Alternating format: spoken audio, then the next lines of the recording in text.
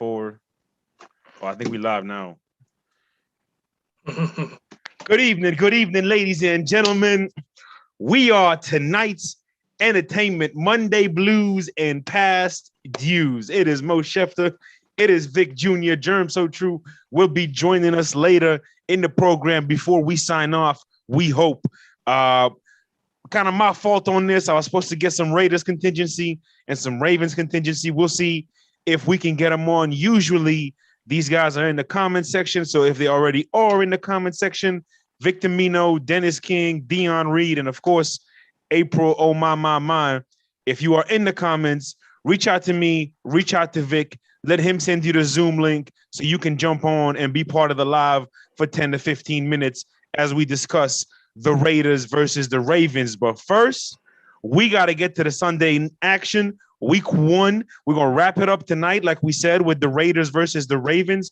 But Vic, we have to talk about what we saw last night. So I'm going to let you say hi to the people, give your opening thoughts while I share the link and get Midnight Views ready to be read live on air as this first edition of the Monday night pregame show. We got 17 of these, actually. Yep, 17 of these. 17 weeks, whatever, and then plus the playoffs, if anything. Yes. Maybe. Go ahead, Vic. Give us your opening thoughts. Yeah, man. Shout out to everybody, our supporters on the Views network, the Scene network. It's been great. Week 1 was outstanding, as anticipated. So many fun things happened. We made our picks, and as far as I know, our picks were like horrible. I think we got like 50% right. Okay, it's week 1. Yeah, it's week 1. Philadelphia came out and showed out a little bit. The Saints came out and showed out a little bit. We're going to touch on that, of course. Few other games that I'm sure I'm missing right now that we'll get to. As you said, we're going to speak about Midnight Views. Because man, it was a fun week. It was fun seeing some of the young quarterbacks set foot on that grass officially. So let's get to it because I could go on forever. Yes, indeed. I am just trying to share the link here. Yep. 1 second. Okay, April is gonna.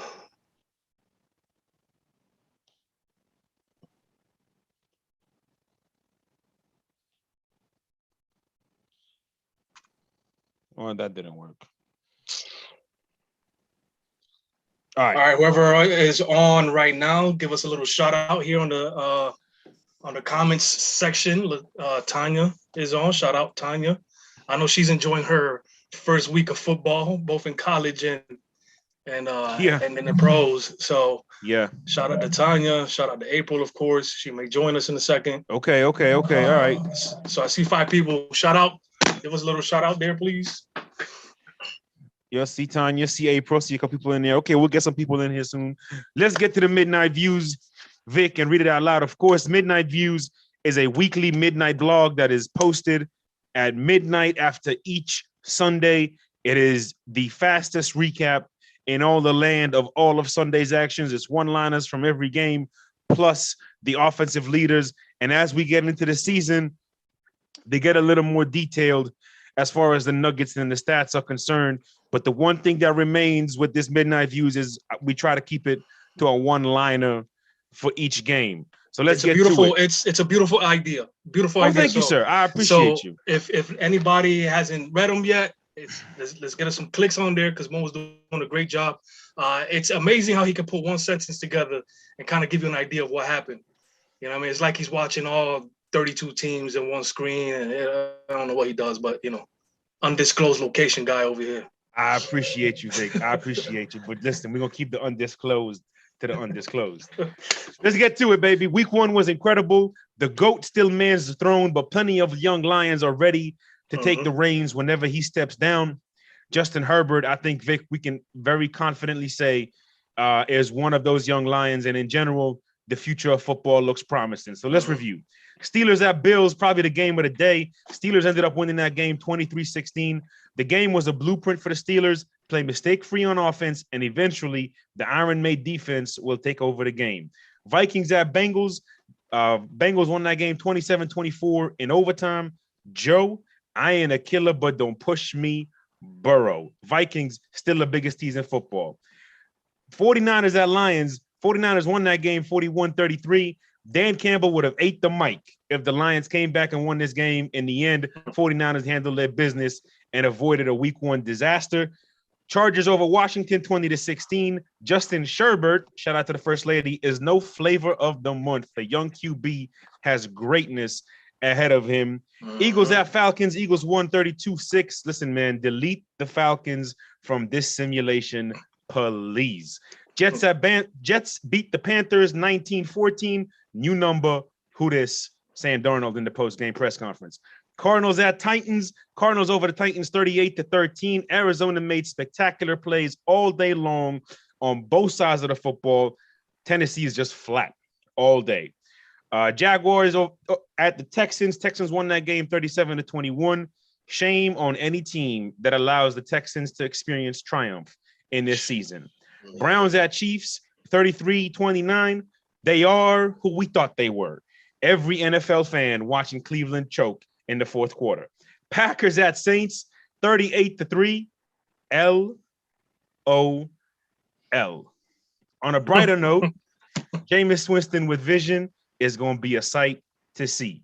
Dolphins at Patriots 17-16. Dolphins pleasantly surprised with both quarterbacks in this game, Vic. I got to say, we'll get back to that. Broncos at Giants. Broncos won that game 27-13. Speaking of pleasant surprises, the Broncos playing good football would be good for football. Hopefully, Teddy Bridgewater has found a home in the NFL. And then the Sunday night, Bears at Rams. Rams cruised over a win. Good start for the Los Angeles Rams and the 2021 MVP, Matthew Stafford. Obviously, we know about the Cowboys and Buccaneers, the best game of the weekend and the best opening night in quite some time. Both quarterbacks from that game were your passing leaders of the weekend. Joe Mixon and David Montgomery, top 2 rushers of the weekend. And then Tyreek Hill, Deebo Samuels, Amari Cooper, Brandon Cooks, and Antonio Brown all had at least 5 catches and more than 120 yards. And Tyreek and Deebo almost caught 200. So that is the little replay there for the games for Midnight Views. Vic, let's do this. Give me your biggest takeaway from everything I just talked about. Give me your 3 biggest takeaways. At least 5 catches and more than 100. Teddy Bridgewater threw for a lot more yards than a few quarterbacks this week, including Jameis, who had a great game, not taking nothing away from that, including Berger. I think he even had more than Matt Ryan, not mistaken. Looking through the stats here as well. So Teddy was efficient, distributed the football. A couple guys had 5-6 catches each. They did lose Jerry Jeudy probably for a good 4 to 6 weeks with a high ankle sprain. Thank God it wasn't a break or anything like that. But this is obviously things that are going to happen in football. What else, man? Let's start with the Dolphins Patriots 17-16. Yeah. These are 2 quarterbacks that were like, and April, welcome to the show, April. Let's not be too here. Welcome to the show, April. We will start to include you in this program here shortly. Before we go on, April, say hi to the people and give us your biggest takeaway from yesterday's action. Besides that, Tom Brady is inevitably the greatest of all time. We already know. Well, thanks for having me back. I'm so excited. Of course. Tonight is big. This is my Sunday, even though it's Monday night. So I'm very excited. Yesterday's takeaway for me, to be honest, I was pretty disappointed in watching that Eagle-Atlanta game. I don't know what happened. I just sat here. I think I took a nap for 5 minutes and woke up and I'm like, what is going on? I don't think Matt Ryan I think they need to get rid of him. They need to do something because I really honestly thought they were going to handle the Eagles, and it was complete opposite. Totally shocked. Their defense embarrassed the Atlanta Falcons big time. Agreed. So I think that was the biggest giveaway. And yes, the other biggest giveaway was Aaron Rodgers, which we will get to. That was terrible. Yeah, I actually shut that game off. We will get to that. That's the people. That's what we promise the people. But they will see. But we're gonna wait for the prime time slot till we get a couple more people comfortable and the popcorn has finished popping and the dinners have finished eating.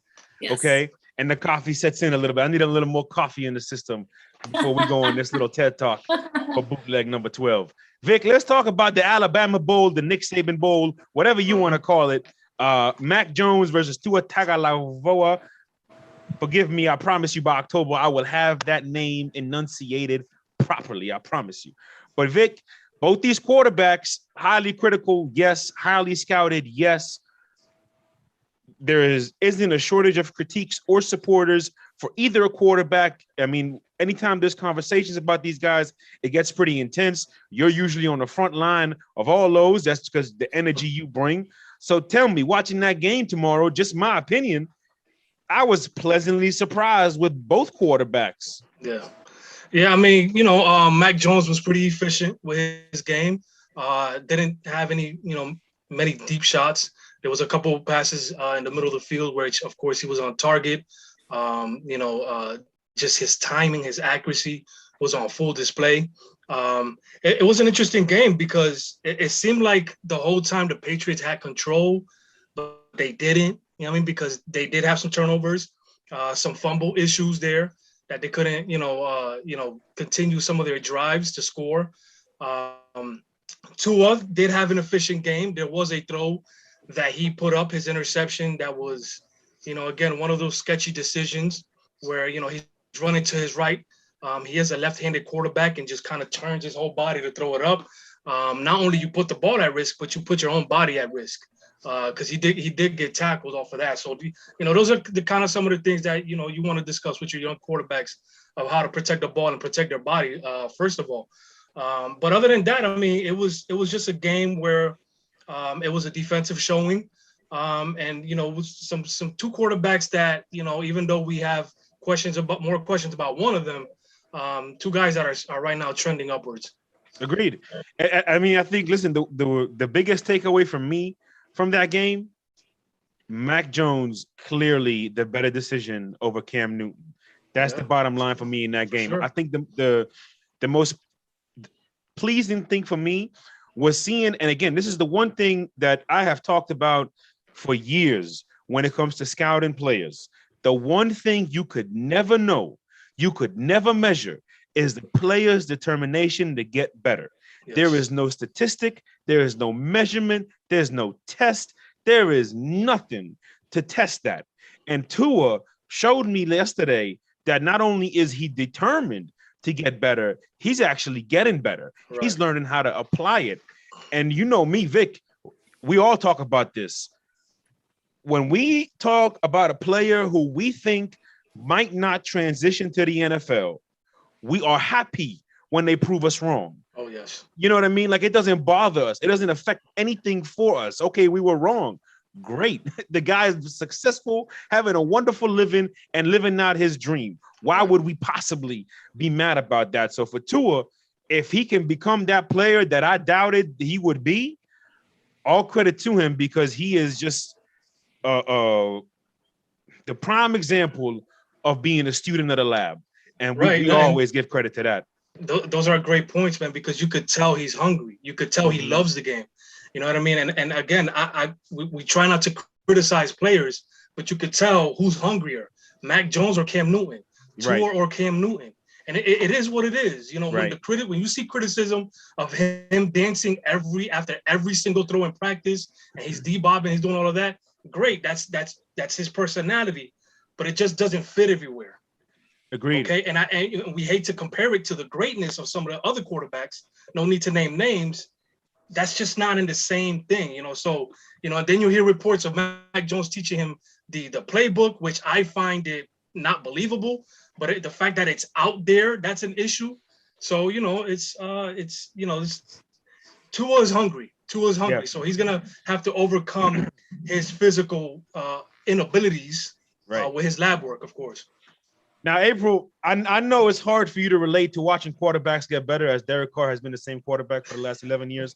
But what I want to know from you, in all seriousness, is which young quarterback, 2 years or less experience, stood out to you the most yesterday? So you got a list of guys. Herbert, I don't think he's young though. I mean, I could be wrong, but I thought Jameson. That's fine. You know what? Jameis is a good one. I thought you were going to go with Justin Herbert, but Jameis is a good one. No, I did not. I didn't see that game and I didn't see the highlights. So I just don't want to give the Chargers credit. That's all. I mean, from what I saw, as far as Jameson, I mean, he's still kind of like new and he's taken on a big role in New Orleans. Absolutely. I feel. Absolutely. So I feel what he had to do. It was exciting to watch, but it was also like mind-boggling because I was like, what is happening with the Packers? I didn't understand what was going on. So I mean, I thought like as far as quarterbacks yesterday, I thought he showed out. Right. No, sure, no doubt about it. I mean, for Jameis, listen, we talked about Jameis always in a positive way. Yes. He shined yesterday, and we talked.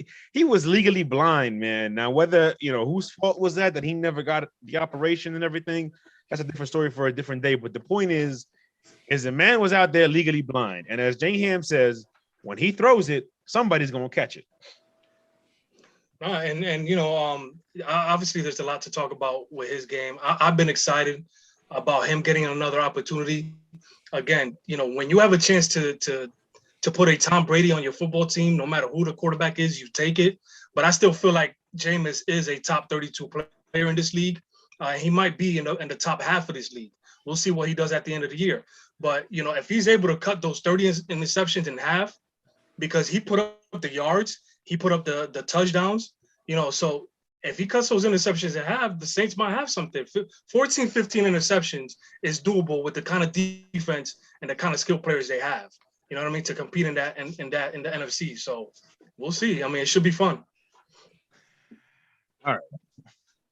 Now, ladies and gentlemen, children of all ages, or maybe not of all ages, we are gathered here tonight to talk about a man who needs talked about.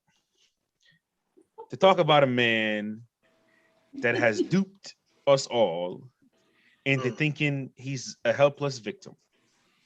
He has forsaken us into thinking he is a helpless man. He has deceived us with his deception that he is an all-time great quarterback. Now I'm gonna tell you, you know who I'm talking about. I'm talking about Aaron Bootleg 12 Rodgers. Okay. I am not somebody who ever questions effort when it comes to a professional athlete. And that's not what I'm here to do. Nor am I here to even question his intent. All I'm going to say is, Aaron, you disappointed me. I was not expecting for you to come out with the performance, with the body language, with the just intangibles that you look for, that you came out with in week 1. And all this BS during the offseason about what he deserves. And listen, the Packers are not innocent in all this because their arrogance needs to be addressed as well. And it will be addressed. And we have addressed it. Of course. But we're here to talk about Aaron Bleepin Rodgers. Okay. Everything that went on this offseason, the whole Cold War you had going on with the Green Bay Packers, okay, the bluffing, the wearing the shirt that I'm annoyed or I'm offended or I'm whatever the F I am, nobody really cares. With your little narcissism of whatever the hell you was going through, okay? And then he had the audacity, the nerve, the cojones to put on his story, The Last Dance. a picture of Michael Jordan and Scottie Pippen. Sir, what have you done in 11 years? What have you done besides throwing away balls, besides lean back and miss receivers, and put up a bunch of numbers and make a bunch of State Farm commercials? That ain't even that funny. I don't even feel like yelling. I thought I was going to yell. I'm not going to lie. Had this been a couple hours ago, I'd have yelled. But I'm just disappointed because here's a man that has truly, in my humble opinion, compromised the quality of football that he should be providing to us as fans. Okay? And I don't mean us as in me, as in Vic, as in April. I'm talking about you in the comment section. I'm talking about fans in the stands. I'm talking about the players. I'm talking about the coaches, his own teammates, his family, people that support him, kids that look up to him. I am so disappointed in Aaron Rodgers. And after all this, if yesterday was a prelude of what's to come for the rest of the season, he will fall so far from me. So far. Get the little eraser and just start scratching his name off all books. 2020 MVP, 2011 Super Bowl champ. And anyway, go ahead. I'm gonna let you finish. It's just said you don't get him. He don't. It's just Vic. We've talked about this a lot. We've received a lot of criticism for it, but really and truly, this man just robs us of high quality football every week. He's robbing us with his nonchalantness, with his arrogance, with his seemingly I can walk on water mentality and attitude. And it is a domino effect across the entire organization. Yes. The entire organization. Your thoughts, sir? Again, we are in the business of trying to be right, of course, but also be objective, right? And so when we criticize a player, it's because we feel like we've seen some sort of body language. We feel like we see some plays that are being left out on the field. And then maybe, just maybe, we are trying to compare it to somebody else too much, maybe. But, we talked about this for a long time, Mo. We talked about the fact that it just seems like there's plays that he decides to take on his own hands, to play away from what the play caller may be calling or what the game plan is. And so watching some of his throws yesterday, like, for example, forget the 2 interceptions right now. I saw a 3rd and 7 in which he had somebody dragging across the middle. It looked like it was Aaron Jones, if I'm not mistaken. He had a couple steps on a linebacker, number 5. I don't know who's number 5 anymore. We have that whole number change situation now we all got to get used to. I hate it. He had a couple steps, and Rodgers is looking for somebody else to get open. But you have a 3rd and 7. There literally was Aaron Rodgers on the screen, right? Because we don't have the film yet. That comes out tomorrow. There's Aaron Rodgers on the screen. There is the offensive line, and it's these 2 guys running across the field, the running back and the linebacker. He had a couple steps on it. If he would have hit him in the middle of the field, at least in the middle or on the right hash, he would have been able to catch the ball and get the first down. Now he's dancing, looking for another guy instead of just taking that dump off. He takes the dump off just when the guy is crossing the numbers. That by the time he catches it and tries to turn upfield, the defender was able to catch up to him. So these are throws that we've been talking about forever that we see on film. And then the interceptions. This is a guy that protects the ball to the point where it looks like he is aware of every single stat on his stat line. Yes. That's how much he takes care of this football. He is constantly leading the league in throwaways. That's an actual problem, folks. And then, so for him to make some of these throws with those interceptions, that was kind of weird. So I questioned what his relationship was with the coach before this season started on the previous shows, if anybody was watching.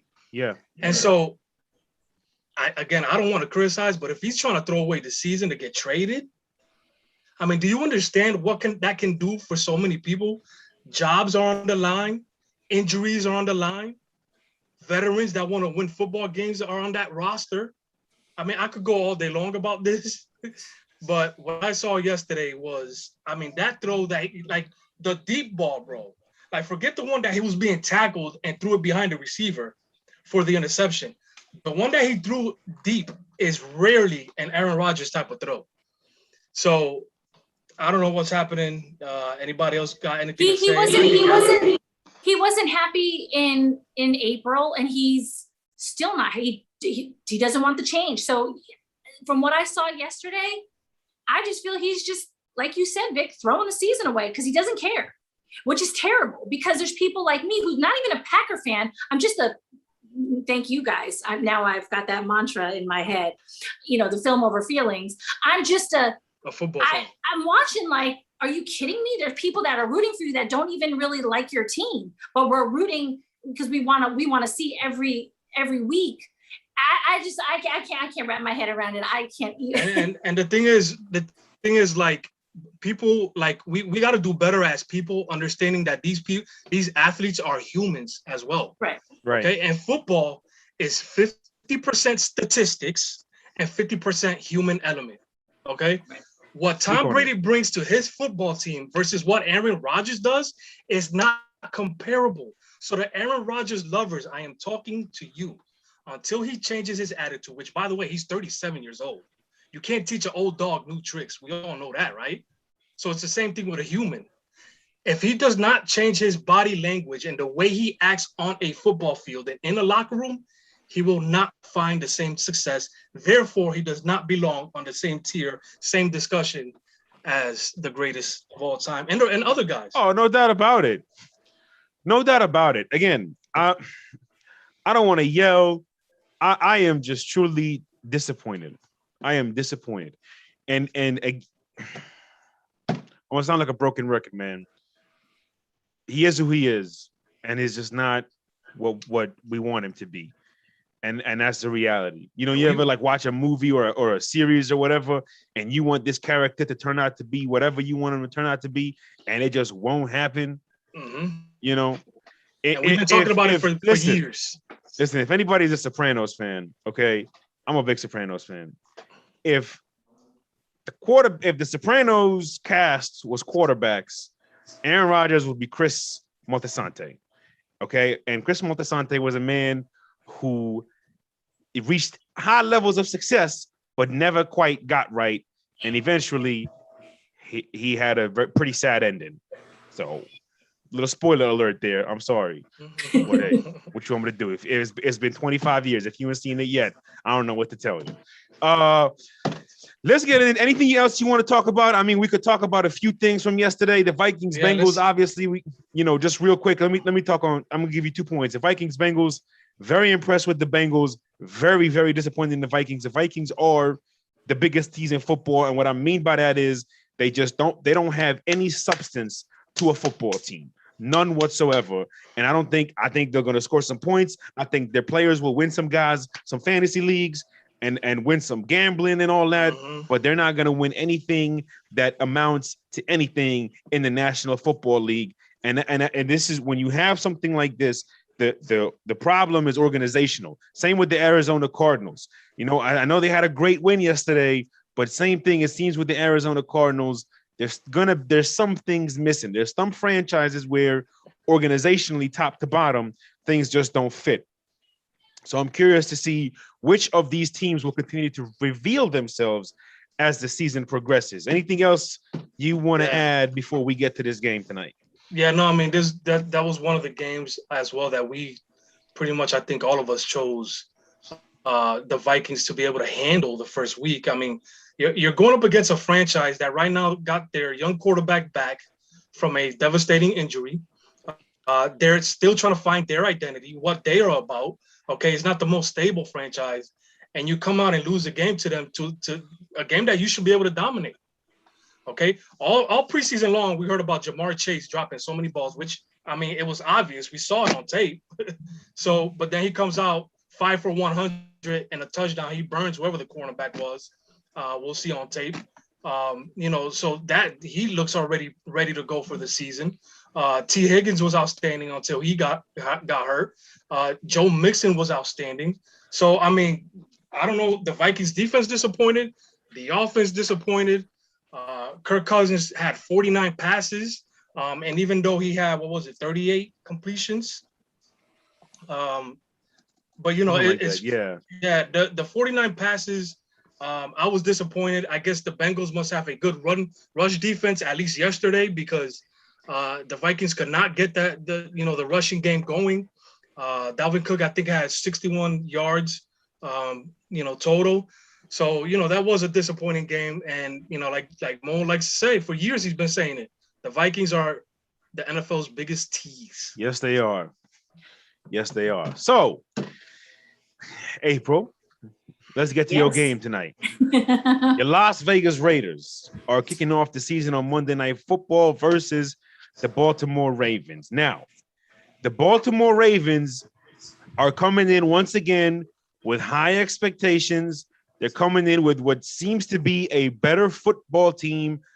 We'll see what happens when they actually get on that football field and the pieces got to actually start moving. That's a whole different game when the pieces start moving. But let's talk about your Raiders. And I'm going to put a little pressure here on you, April. I don't have any expectations for the Raiders this year. To tell you the truth, I'm just being honest here. To tell you the truth, I feel like the Raiders didn't really do anything to improve. And when you don't do anything to improve in this league, you regress. That's just the way it is, because every team improves. So if you don't improve, by default, you regress. But you follow the team more than me. Maybe you got some inside information. I don't know, but give me some quick thoughts here on what's your outlook for the overall season for the Las Vegas Raiders. I'm not as worried about our offense as I am our secondary. We did pick up a few key defensive men. We picked up Yannick. Excuse me, I need to pronounce his name right. Ngakwe. I'm not gonna chop his. Yes, thank you, him. We also picked up KJ Wright.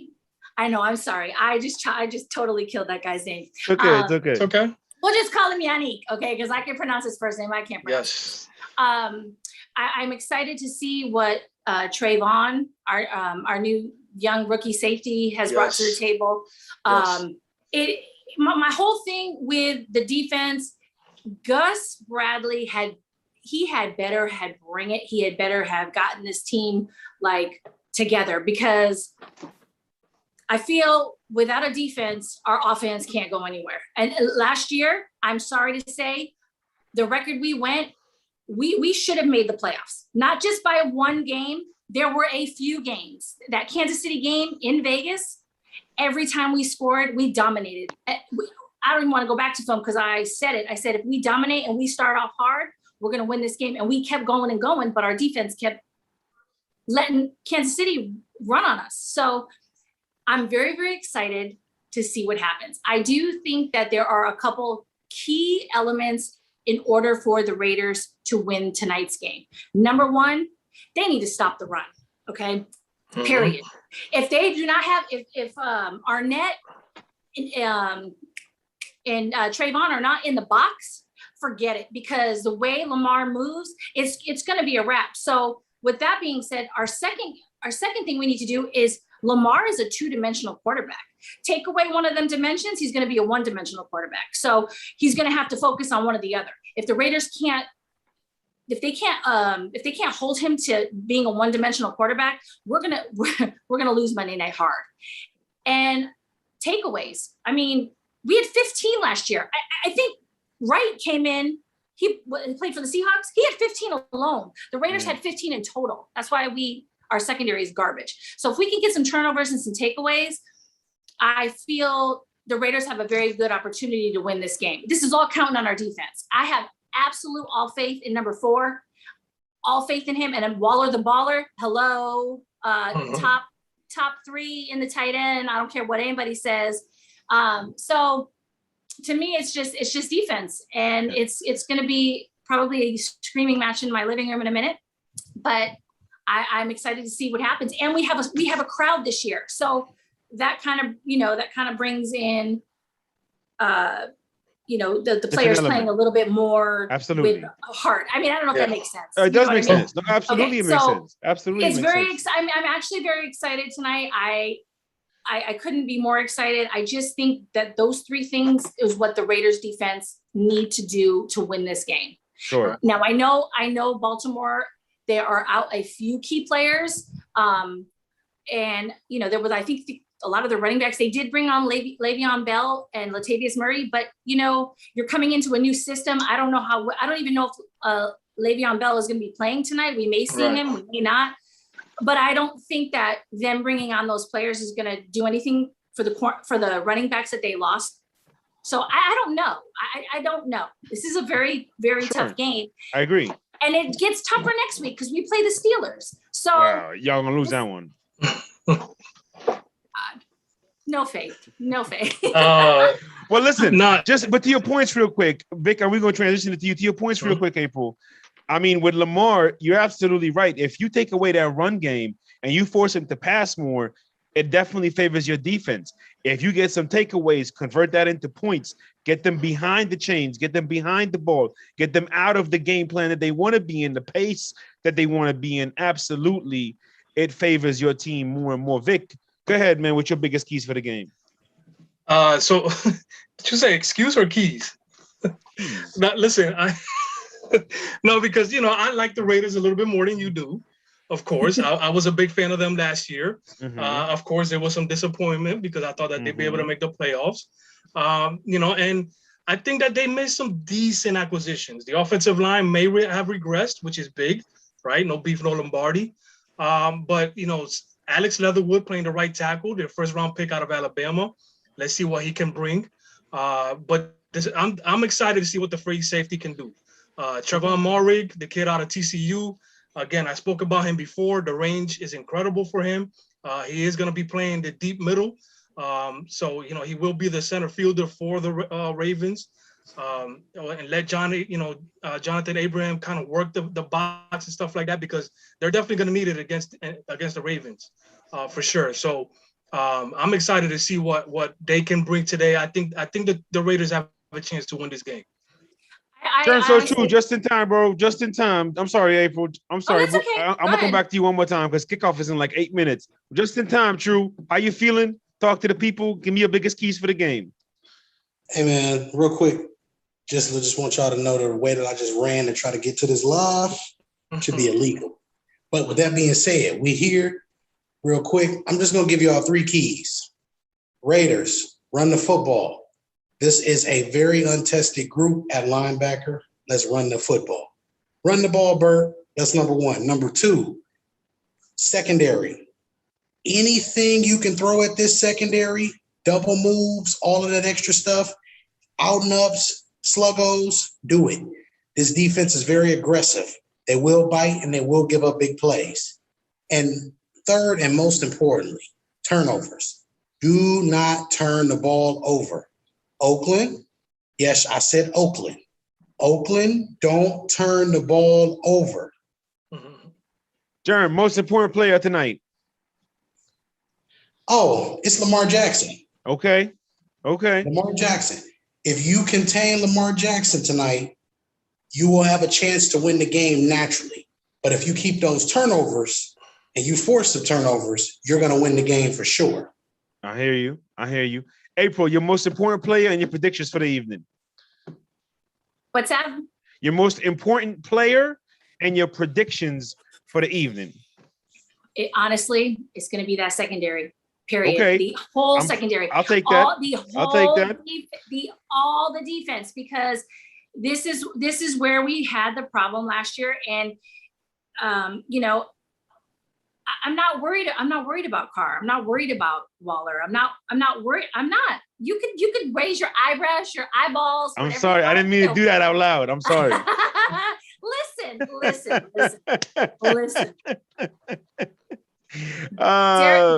Derek Carr is definitely he's a great guy, and I think that he's just You know, he fell off in 2016. You know, I mean, injury will do that to you. We're gonna see. We're gonna see what his offensive line is about. I know we do have a couple key players out tonight. But listen, you know, I would love to see him just I want to smash mouth football tonight. I want to see Josh Jacobs run for over 100 yards. I want to see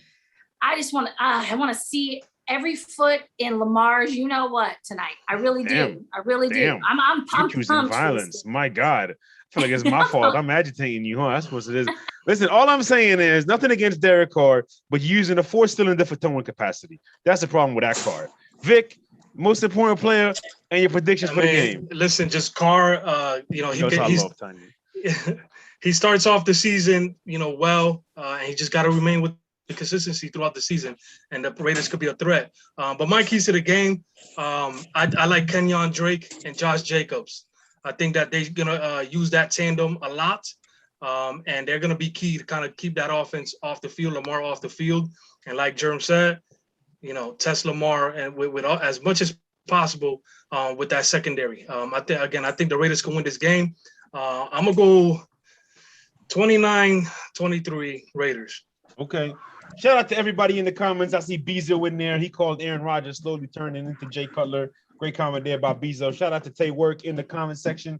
He's got the Ravens by 14. Shout out to Dennis, Tanya, and Jay for the commentary throughout the show. Dion Reed, another Ravens primetime game, another Views appearance missed, but we'll get to that later. Over-under for this game is 50.5. The Ravens are favored by 3.5 points for the Ravens. Jimmy Smith and Derek Wolfe are out defensively. Two major keys there for the Raiders, rather. Richie Incognito out on offense. Colin Farrell is out on defense. And if it matters, they happen to this list that Nate Peterman is not playing tonight. I don't know what that means, but it's got to mean something, I guess. To me, the most important player in this game, I'm going to take the April route here. I'm not going to pick a certain player. I am going to pick a particular unit, and it is actually going to be the defensive line for the Raiders. The entertainment quality of this game is going to come off the performance of the front seven as a whole of the Raiders. Regardless, I'm taking the Ravens to win this game. To be honest with you, I think they pull away eventually. Give me the Ravens 35-23. That's the score that I'll go. Well, Derek Carr is 4-2 on Monday night.